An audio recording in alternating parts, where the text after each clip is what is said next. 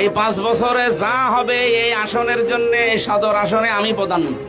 আগামী 5 বছরের জন্য নিজেকে কুষ্টিয়া সদর আসনের প্রধানমন্ত্রী হিসেবে উল্লেখ করেছেন কুষ্টিয়া 3 আসনের সংসদ সদস্য মুফতি মোহাম্মদ আমির হামজা। সম্প্রতি সামাজিক যোগাযোগ মাধ্যমে ছড়িয়ে পড়া একটি ভিডিওতে তাকে কুষ্টিয়া সদর আসনের জনগণের উদ্দেশ্যে এমন মন্তব্য করতে শোনা যায়। সেটগুলো সরকার দেবে, ওটা তো দেবে আমির হামজার হাতে, এটা কি কোনো ফেরেশতার হাতে দেবে? আর ফেরেশতারা কি বলে আর মানুষ নাচে যে না করে দিচ্ছে, সে কি তার বাবার টাকা নিয়ে এসে করবে? এই পাগলামিগুলো আর বিশ্বাস করা যাবে না। এই 5 বছরে যা হবে এই আসনের জন্য সদর আসনে আমি প্রধানমন্ত্রী। ভিডিওতে আমির হামজা বলেন, আগামী 5 বছরে কুষ্টিয়া সদর আসনের জন্য তিনি প্রধানমন্ত্রী। সরকারের দেওয়া উন্নয়ন বাজেট তার হাতেই আসবে বলেও মন্তব্য করেন তিনি।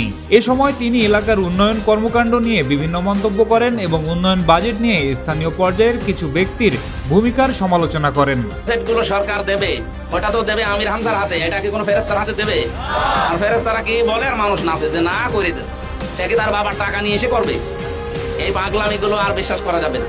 এই 5 বছরে যা হবে এই আসনের জন্য সদর আসনে আমি প্রধানমন্ত্রী। তবে ভিডিওটি কুষ্টিয়া সদর উপজেলার একটি অনুষ্ঠানের হলেও ঠিক কোন অনুষ্ঠানে বক্তব্যটি দেওয়া হয়েছিল তা নিশ্চিত হওয়া যায়নি।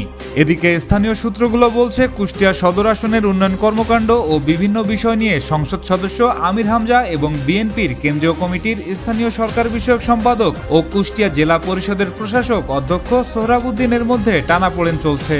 স্থানীয়দের একটি অংশ মনে করছেন আমির হামজার বক্তব্যে এই বিরোধেরই ইঙ্গিত রয়েছে। তবে তার কুষ্টিয়া সদর আসনের প্রধানমন্ত্রী বক্তব্য ঘিরে সামাজিক যোগাযোগ মাধ্যমে শুরু হয়েছে নানা আলোচনা সমালোচনা। সেটগুলো সরকার দেবে, ওটা তো দেবে আমির হামজার হাতে, এটা কি কোনো ফেরেশতার হাতে দেবে? আর ফেরেশতারা কি বলে আর মানুষ নাচে যে না করে দিচ্ছে, সে কি তার বাবার টাকা নিয়ে এসে করবে? এই পাগলামিগুলো আর বিশ্বাস করা যাবে না। এই 5 বছরে যা হবে এই আসনের জন্য সদর আসনে আমি প্রধানমন্ত্রী।